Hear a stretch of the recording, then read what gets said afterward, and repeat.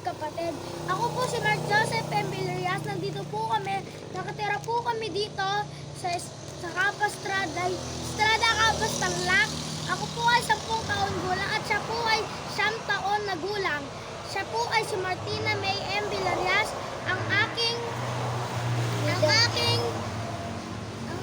middle sister, at siya po ay aking kapatid at ako po ang panganay, siya po ang pangalawa, at ang aking pong kapatid na bunso ay nasa kabila po.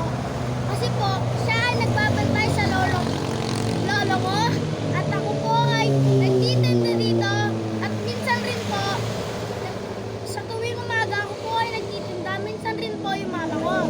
Kapag wala pong ginagawa ang mama ko, nagtitinda po siya dito nagtitinda po siya dito ng umaga.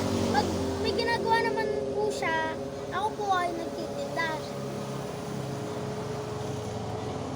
Tapos, pag naman tapos na magtinda si mama, ako po ay pupunta sa kabila upang magbantay sa lolo ko. Kasi po, ang lolo ko ay na-aksidente matagal na yung panahon nung May 12 po. Birthday po ng mama ko noon. Mother's Day. Birthday po ng... Bakit Mother's Day nga na hindi birthday? Nung 11 yung birthday niya. Tanga-tanga. Yung birthday niya. Birthday po ng mama ko noon, kahapon noon. Noon po ay 12. At nasa kabaratuan po kami noon. Pumunta po kami sa lolo ko. Sa papa ng mama ko. Ang mama po kasi ni mama ay nung ako po ay 1 year old, tapos kapapanganak ni mama kay Tina, siya po ay namatay 10 days ago. Because po, nagkagulo. 10 days bago siya namatay, kapapanganak. Ako po ay 1 year old at September 9 po siya namatay.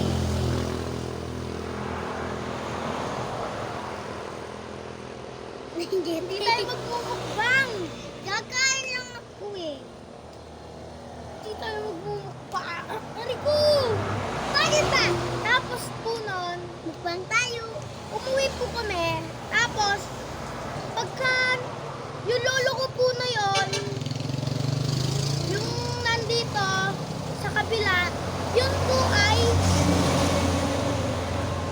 tito po ni mama.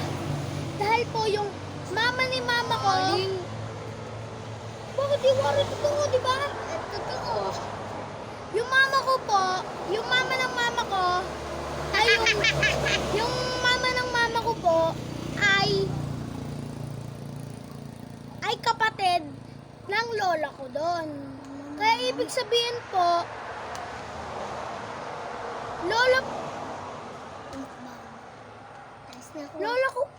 apo niya ako sa tuhod. Apo, si Kuya Chan sa si Ate Kim. Apo nga sa tuhod, di mo alam? Apo sa tuhod. Ako po ay apo sa tuhod. At yung mga first apo niya, yun ay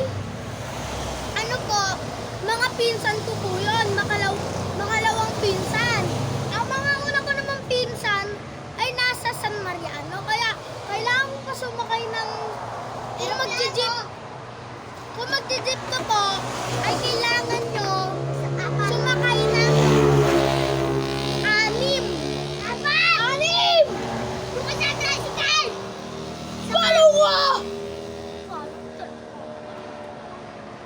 Tapos, wala namang bayad yung tricycle dun eh. Kilala ni Papa yun. Si Tita Rose yun.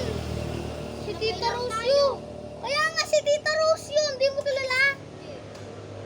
Eh? Tapos, noon, ayan, balik tayo sa kwento. Nung na-aksidente po, saglit lang po kami. Kasi po, na-aksidente nga po. Umuwi po namin ang hapon dito sa bahay namin dito, ay diretso po si mama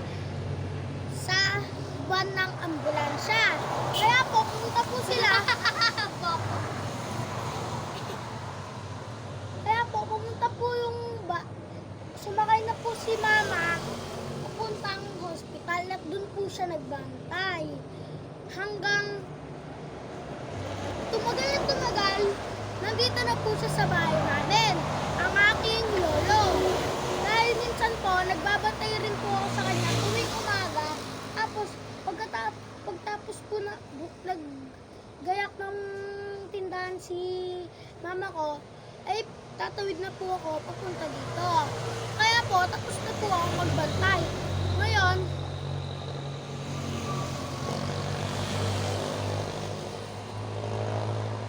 yung mukha ko ayusin ko. Yan. Dahil dyan, magtitinda po kami dito sa bahay, sa tindahan po namin.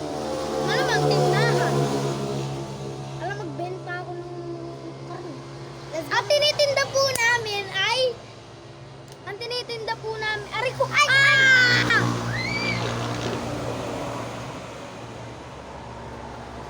Ang tinitinda po namin turon, maruya, gulay, tsaka buko, may tig sa 10, may tig 15. Tapos lahat po ng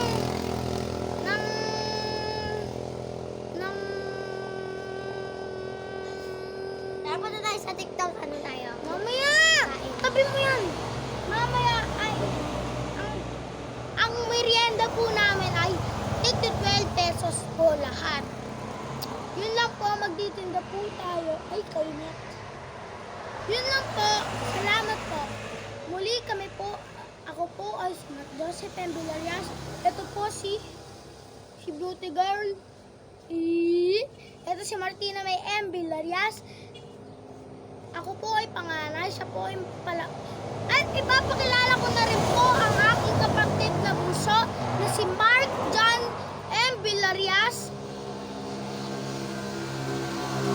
Na aking bunsong kapatid. At siya po ay 6 years old. Tapos po ang aking mama na si May M. Villarreal na 33 years old na.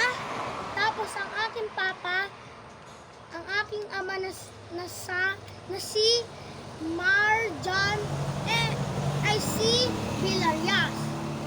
Siya po ay kabalfin. Tapos po, Ilang taon na si Papa? 36 ay 35. Siya po ay 37! Ha? 37 na siya! Paano mo nalaman? Sabi ni Mama, tanga! 36! 37! 36 years Ano old. mo nga? Basta 36! Sa akin 37. Alam mo ay 36 years old! Napakalam! Muli kami po ay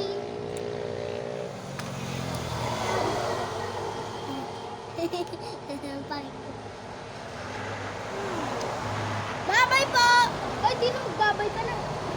Bye-bye!